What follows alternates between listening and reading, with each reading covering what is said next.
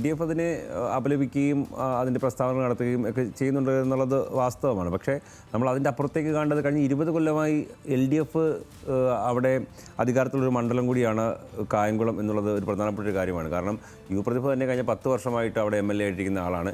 വീണ്ടും മത്സരരംഗത്തേക്ക് ഇറക്കുമ്പോൾ അത് LDF അതുപോലെ വിജയസാധ്യതയുള്ള മണ്ഡലമായി തന്നെ കരുതിയിട്ടാണ് അവിടെ മത്സരരംഗത്തേക്ക് എത്തുന്നത്. അപ്പോൾ സ്വാഭാവികമായിട്ടും അവിടെ ലിജു വരുമ്പോൾ ആ മത്സരത്തിനൊരു ശക്തി കൂടാനുള്ള എല്ലാ സാധ്യതയും ഉണ്ടായിരുന്നു.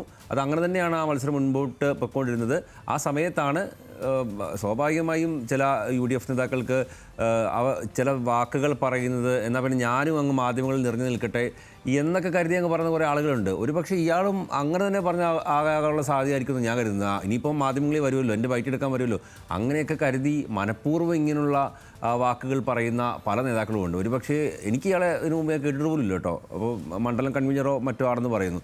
അപ്പോൾ ഇങ്ങനൊരു പേര് വന്നല്ലോ. അപ്പോൾ ഇനിയിപ്പോൾ തിരുത്തി പറഞ്ഞാലും ഈ രാഷ്ട്രീയത്തിൽ ഇങ്ങനെയൊക്കെയല്ലേ നേതാക്കൾ ആകുക എന്ന് വിചാരിക്കുന്ന കുറേ നേതാക്കളുണ്ട്. അക്കൂട്ടത്തിൽ ഒരാളായിട്ടാണ് ഇത് കാണുന്നത്. മാത്രമല്ല പറഞ്ഞത് മുഴുവൻ അപക്വമായ കാര്യങ്ങളാണ്. അത് ഒരു സ്ത്രീയുടെ ശരീരത്തെ അപമാനിച്ച് സംസാരിക്കുന്നു, അവരുടെ രാഷ്ട്രീയ വഴികളെ മുഴുവൻ ഇല്ലാതാക്കിക്കൊണ്ട് സംസാരിക്കുന്നു.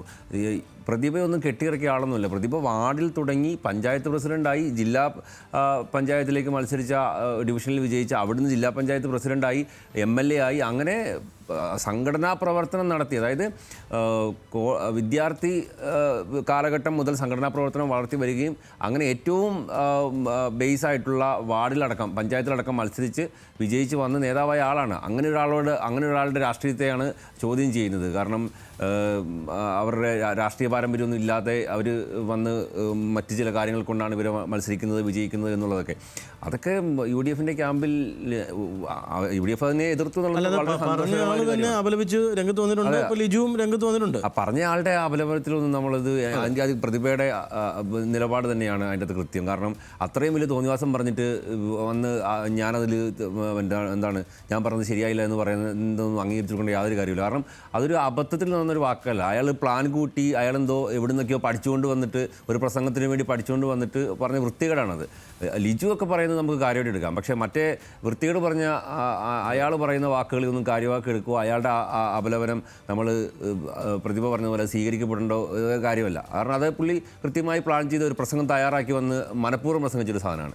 കൃത്യമായി പ്ലാൻ ചെയ്ത ഒരു പ്രസംഗം എന്നതിലുപരി അയാളുടെ ഒരു ബോധ്യം അത്തരത്തിലാണ് എന്ന് തോന്നുന്നു. ഏതെങ്കിലും ഒരു സ്ഥലത്ത് എത്തുന്ന സ്ത്രീകൾ അല്ലെങ്കിൽ ഏതെങ്കിലും ഒരു സ്ഥാനത്ത്, ഇപ്പോൾ പ്രതിഭ മാത്രം എന്നല്ല, ഏതെങ്കിലും ഒരു സ്ഥാനത്ത് എത്തുന്ന സ്ത്രീകൾ അത്തരത്തിൽ ആണ് കാര്യങ്ങളൊക്കെ നേടിയെടുക്കുന്നത് എന്നുള്ള ഒരു പ്രതിധ്വനി കൂടി അതിലുണ്ട് എന്നുള്ളതാണ്.